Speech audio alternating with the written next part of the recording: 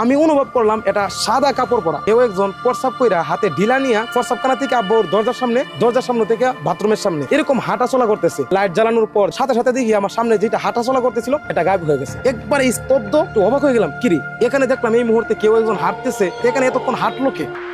আমি যখন ছোট ছিলাম তখন আমি আমার আব্বুর সাথে মসজিদে গিয়েছিলাম আর কি, বা আব্বুই আমাকে হেফজ থেকে ফারেক হওয়ার পর আর কি, তো আমার আব্বু আমাকে কিতাব বিভাগের শর্টকাট বোঝানোর জন্য আমাকে কিছু সংখ্যক সিক্রেট আমাকে পড়ানোর জন্য আব্বুর কাছে আমার নিয়ে গেছিল। তো সেই জায়গার মধ্যে আব্বার মসজিদে আমি তাইকা মানে কিছুদিন পড়াশোনা করছিলাম আর কি, আব্বার কাছে আমি পড়াশোনা করছি। তো একদিন হয়েছে কি, আব্বুর সাথে যখন আমি থাকবো সেখানে গেছি, যাওয়ার পর মানে দেখলাম পরিচয়টা দিয়ে এটা হইতেছে কিশোরগঞ্জ জেলা, আপনার থানা হইতেছে পাকুন্দিয়া থানা। এখানে একটা ইয়ে আছে ভুইয়াবাড়ি নান্দোলা। যাওয়ার পর এলাকার যে মানুষগুলো আছে বা এলাকার ছেলেপেলেরা আছে সমপরিমাণ, তারা আমার দিকে একটু মুচকি মুচকি হাসতেছে আর বলতেছে হুজুর আপনি আসছেন, এবার আপনি ফুটতেও দেখবো, মানে আমার আব্বুর এরকম কথা বলতেছে আর কি। তো মুসল্লিরও কিছু কয়েকটা মুসল্লি আমার এরকম ইঙ্গিত দিছে যে নাতি কেউ বাতিজা আসছো, আচ্ছা তাকো তোমার আব্বার সাথে তাকো, পরে ফুলাফানের কথায় কান দিও না, মানে এরকম কথা বলছে আর কি। তো মানে আমার মাথার ভিতরে খেলতেছিল না যে মানুষ আমি আসার পরে আমার কেউ চিনে না দেখে নাই, তারা আমার সাথে এরকম বলতেছে কেন।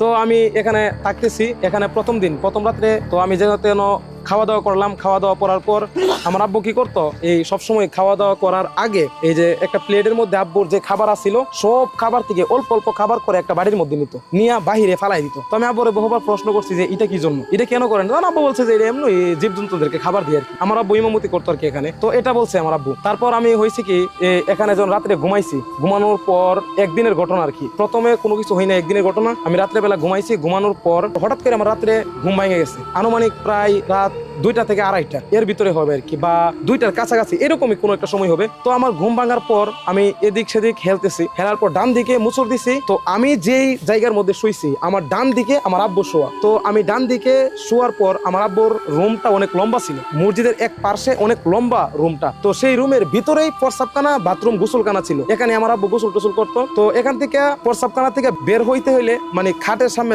আসা লাগে আর কি। তো আমার আব্বু যেহেতু এনে ঘুমাইছে, আমিও ঘুমাইছি, যেখান দিয়ে হাঁটা চলা করে বা বাথরুমে যাওয়া আসা করে এই পাশেই আব্বা কি করছে, এই খাটের মধ্যে শুইছে আর আমি ভিতরের পাশে। তো আমি ভিতরের পাশে, আমি যেহেতু এদিকে ভিতরের দিকে যেই দিক দিয়ে হাঁটা চলা করে সেই দিকে আমি তাকাইলাম, ডান দিকে ঘুরলাম। ডান দিকে ঘোরার পর আমি দেখতেছি যে কেউ একজন প্রস্রাব কইরা হাতে ঢিলা নিয়ে প্রস্রাবখানা থেকে আব্বুর দরজার সামনে থেকে বাথরুমের সামনে এরকম হাঁটা চলা করতেছে হাতে টিস্যু নিয়ে বা ঢিলা নিয়ে আর কি। তো আমি অনুভব করলাম এটা সাদা কাপড় পরা। আমি উপরে দেখি নাই, তবে নিচে দেখছি যে সাদা কাপড় পরা। তো আমি চিন্তা করলাম এখানে সাদা কাপড় পরা, হয়তো আমার আব্বু প্রস্রাব কইরা ঢিলা নিয়ে হাঁটাহাঁটি করতেছে আর এরকম একটা শব্দ করতেছে মানে এরকম একটা মানুষের হাঁটা চলতেছে এরকম শব্দ আর কি, এরকম শব্দ করতেছে। তো আমার আব্বুর রুমের ভিতরে আমি আর আমার আব্বু একা, আর অন্য কোনো মানুষ নাই। ওইটা দেখতে ভাই সাদা, মানে বাংলা কথায় বলতে